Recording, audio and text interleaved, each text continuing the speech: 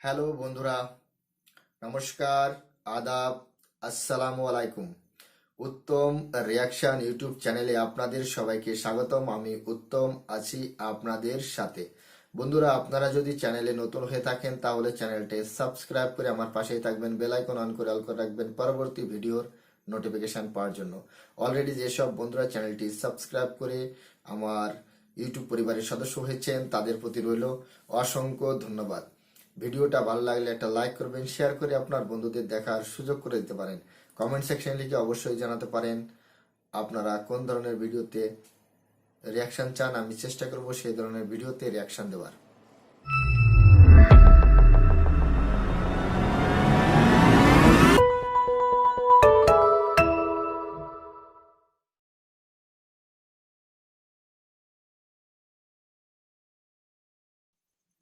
বন্ধুরা, গত 7 জানুয়ারি বাংলাদেশে দ্বাদশ জাতীয় সংসদ নির্বাচন হয়েছে, সেটা আমরা দেখেছি।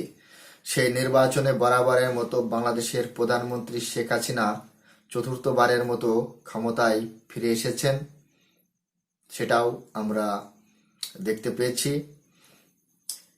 দ্বাদশ জাতীয় সংসদ নির্বাচন নিয়ে আমেরিকা, ইউরোপিয়ান ইউনিয়ন বারবার একটাই স্টেটমেন্ট দিয়ে আসছে, বাংলাদেশে অবাধ সুষ্ঠু নির্বাচন করার জন্য।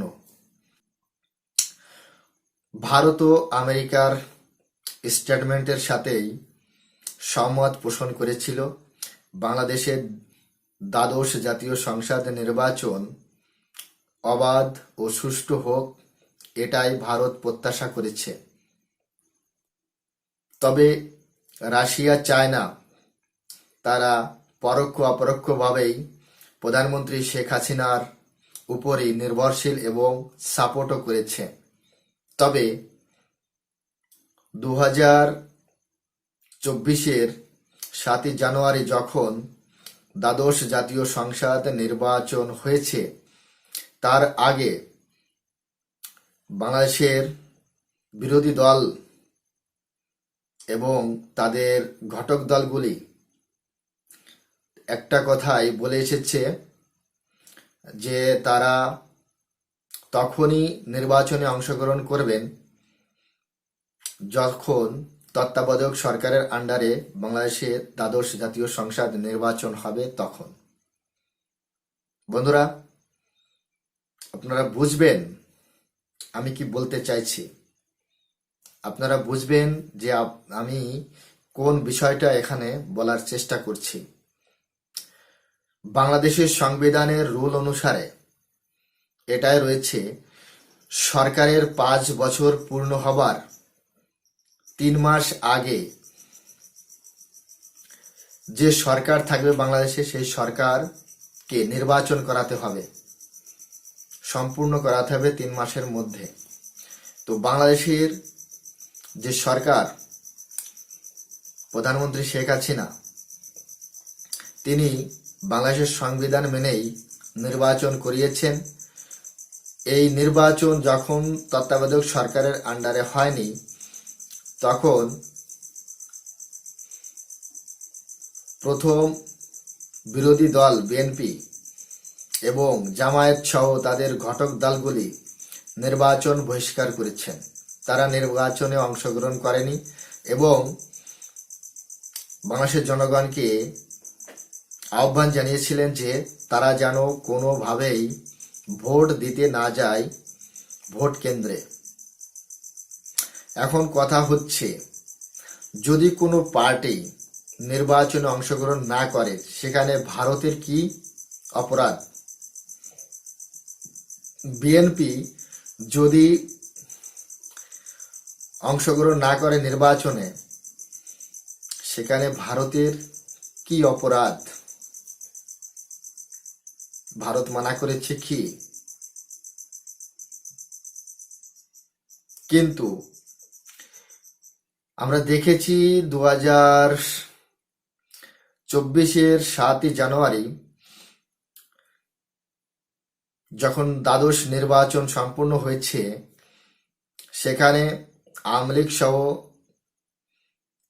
জাতীয় পার্টি এবং বিভিন্ন দল নির্বাচনে অংশগ্রহণ করেছেন। তো জাতীয় পার্টি হচ্ছে বাংলাদেশের বিরোধী দল। বর্তমান সময় নির্বাচনের পর প্রধানমন্ত্রী শেখ হাসিনা চতুর্থবারের মতো ক্ষমতায় বসেছেন। তারপর থেকে 14 কি 15 জানুয়ারি থেকে শুরু হয়েছে নতুন স্ক্রিপ্ট বাংলাদেশে। বাংলাদেশ থেকে বিতাড়িত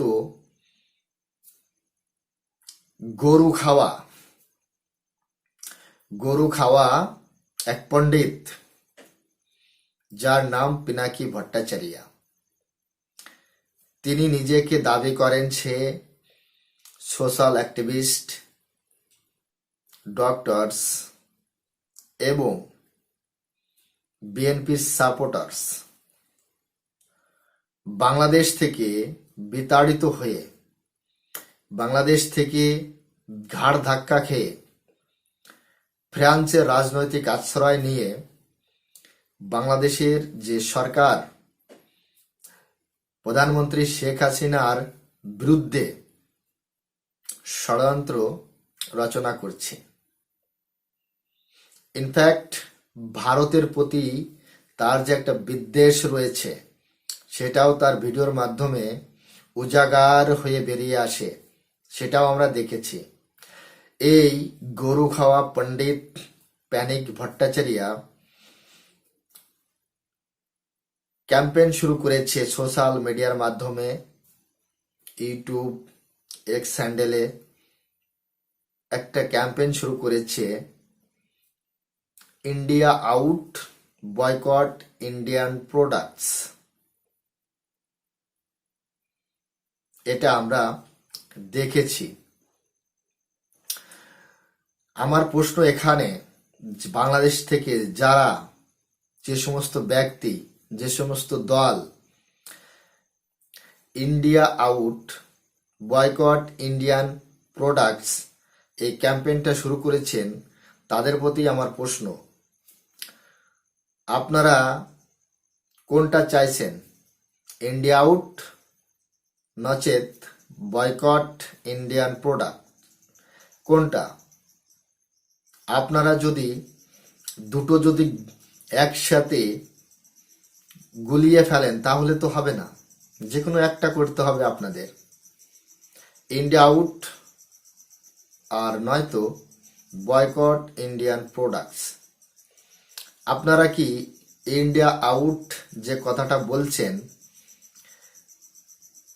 তার মানে দাঁড়াচ্ছে যে আপনারা ভারতকে বয়কট করছেন, ভারতকে চাইছেন না। ভারত বলতে কি বোঝায়? ভারতের জনগণ, ভারতের সরকার, ভারতের কোনো দ্রব্য, কোনো কিছুই আপনাদের দরকার নেই। এই একটা শব্দের মধ্যেই সব কিছুই বিরোধিতার আভাস পাওয়া যায়। ইন্ডিয়া আউট, যখন ইন্ডিয়া আউট করছেন তখন আপনাদের বয়কট ইন্ডিয়ান প্রোডাক্টসের ডাক দেওয়া কোনো দরকারই নেই। তার কারণ যখন আপনারা ইন্ডিয়াকেই চাইছেন না, সেখানে প্রোডাক্টস কোথা থেকে আসছে? প্রোডাক্টস কোথা থেকে আসবে? ভারতের মানুষ যখন আপনাদের এত অপছন্দ, সেখানে প্রোডাক্টসের কোনো কথাই হচ্ছে না। এই প্যানিক ভট্টাচার্য এই যে এই ক্যাম্পেইনটা চালু করেছে, এটা বাংলাদেশের সাধারণ জনগণ কিন্তু বুঝতে পারছে না। কেন বুঝতে পারছে না? এই গরু খাওয়া প্যানিক ভট্টাচার্য ফ্রান্সে বসে কোটি কোটি মার্কিন ডলার পাচ্ছে, কোটি কোটি মার্কিন ডলার পাচ্ছে। এটা বাংলাদেশের জনগণ কিন্তু বুঝতে পারছে না। এ বিনা কারণে ইউটিউবে এসে ভিডিও তৈরি করছে না। আপনারা জানেন যে আমেরিকা এর হাত আছে এর পিছনে। তারপর পাকিস্তানি এমবেসি থেকে মানে মার্কিন ডলার পাচ্ছে, কোটি কোটি ডলার। বিএনপি পয়সা দিচ্ছে কোটি কোটি মার্কিন ডলার এই প্যানিক ভট্টাচার্য এবং এদের সাথে যে সমস্ত সোশ্যাল অ্যাক্টিভিস্ট আছে তাদেরকেও দিচ্ছে।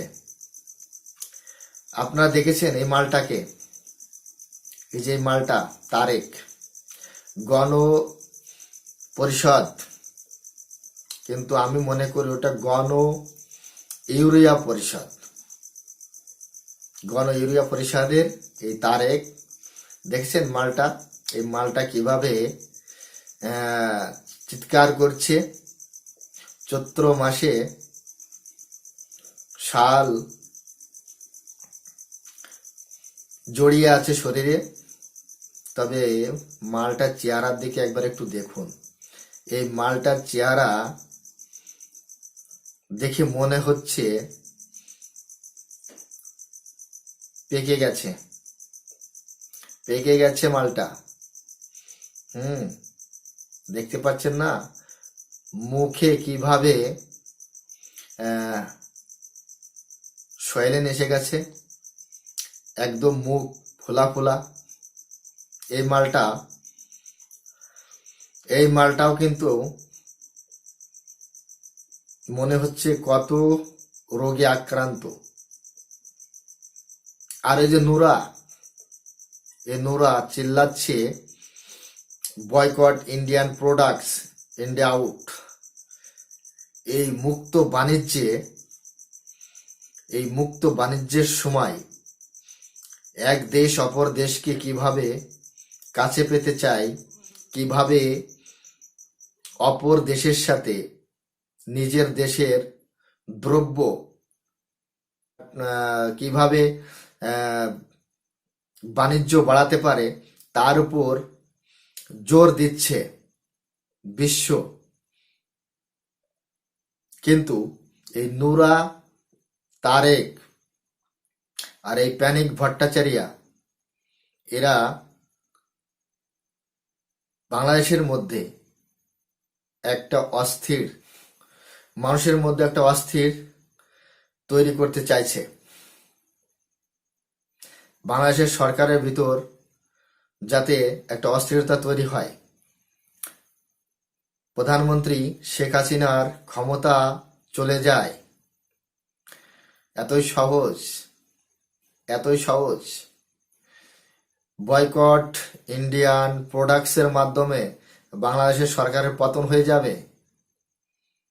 বয়কট ইন্ডিয়ান প্রোডাক্টসের মাধ্যমে শেখ হাসিনার ক্ষমতাচ্যুতি হবে। ইন্ডিয়া আউট বললেই বাংলাদেশের সরকার ভয়ে কাঁপবে এবং ক্ষমতা ছেড়ে দেবে। এটাই কি হয় এই মুক্ত রাজনৈতিক সময়ে? যে সমস্ত বেকুব, যে সমস্ত মানুষ এই boycott Indian products, India out এই কথাগুলো বলে যারা বাংলাদেশের সরকারে ফিরতে চায়, সেই তারেক রহমান জিয়া পাকিস্তানের ওলাদ, তাদের স্বপ্ন কখনো পূর্ণ হবে না।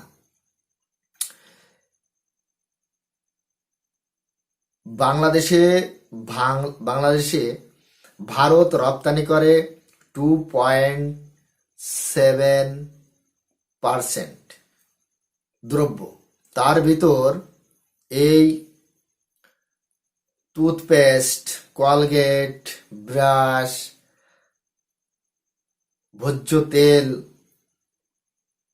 প্যারাশুট অয়েল, এইগুলো মানে যে সব দ্রব্যে সাবান, শ্যাম্পু বা কসমেটিক্স, শাড়ি, এইগুলো বয়কট করার ডাক দিয়েছে। তো আমার কথা হচ্ছে এখানে এই মালগুলো তো বেশি না, এই মালগুলো তো বেশি রপ্তানি হয় না বাংলাদেশে, খুব সামান্য। কিন্তু ভারতের 97.34% বিশ্বের অন্যান্য দেশে রপ্তানি করা হয়। বাংলাদেশে তো রপ্তানি হয় মেশিনারি, সরঞ্জাম, তারপর ডিজেল, পেট্রোলিয়াম পদার্থ, গার্মেন্টসের কাঁচামাল, সুতা, এই সমস্ত বেশি পরিমাণে রপ্তানি করা হয়। আর বাংলাদেশও আমদানি করে এগুলোই।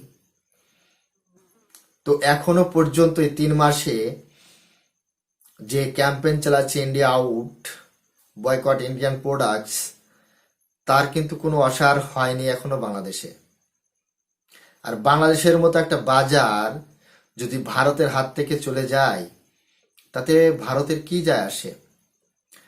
বাংলাদেশে যে সমস্ত বেকুব, পিনাকি ভট্টাচার্য, প্যানিক ভট্টাচার্য, গরু খাওয়া পণ্ডিত, এ বারবার বলছে ভারতের অর্থনীতি জয় বাংলা হয়ে যাবে, ভারতের সরকারের পতন হবে, মোদী সরকারের কোমর ভেঙে দেওয়া হবে। এতেই যদি মোদী সরকার ভয় পেয়ে যেত, এতেই যদি ভারতের সরকারের পতন হতো, তাহলে তো আমেরিকাও বয়কট করত, চায়নাও বয়কট করত, অন্যান্য দেশও বয়কট করে ভারতের ক্ষমতা থেকে মোদীকে সরিয়ে দিত। পাকিস্তান 2019 সাল থেকে ভারতের সাথে সব ধরনের বাণিজ্যিক বন্ধ করে দিয়েছে। তাতে ভারতের কি হয়েছে?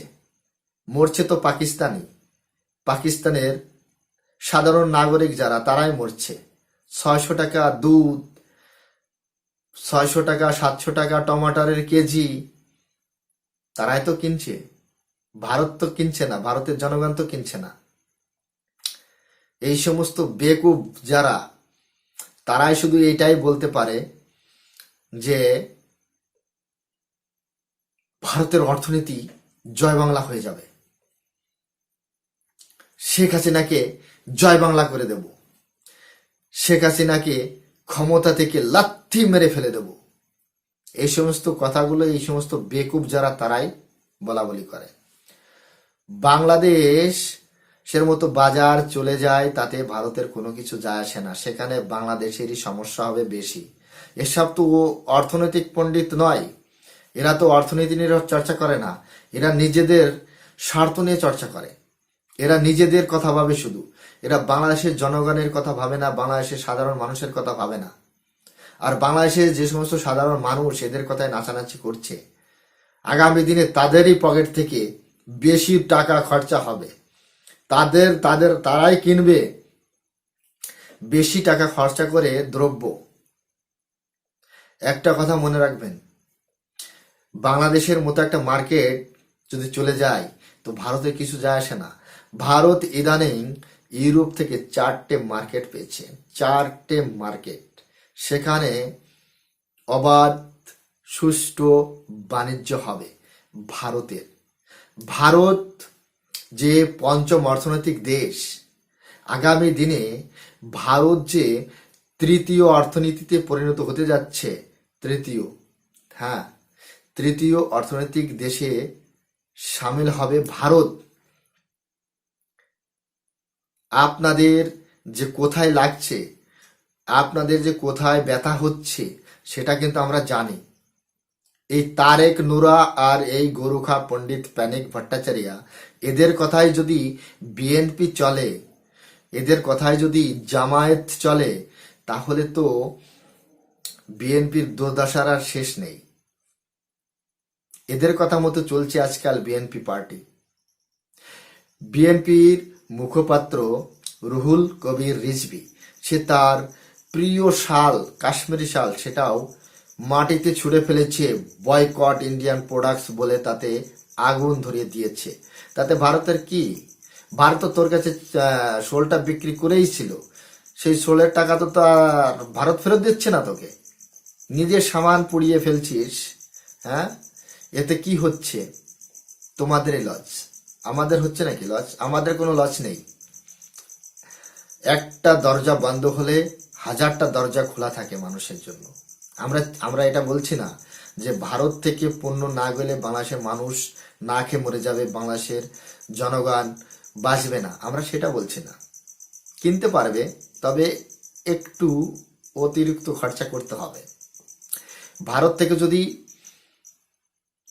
কোনো দ্রব্য আমদানি করা বন্ধ করে দেয় বাংলাদেশ, বা বাংলাদেশের বিজনেসম্যান যারা, তাদেরকে 40% এক্সট্রা খরচ করে অন্য কোনো দেশ থেকে পণ্য আনতে হবে। সেখানে সময় লাগবে এবং পয়সাও লাগবে বেশি। সেই 40% আর কোম্পানি নিজের উপর নেবে না, বাংলাদেশের সাধারণ জনগণের উপরই চাপাবে। তখন দ্রব্যমূল্য উপর দিকেই বাড়বে, ডাউন থাকবে না।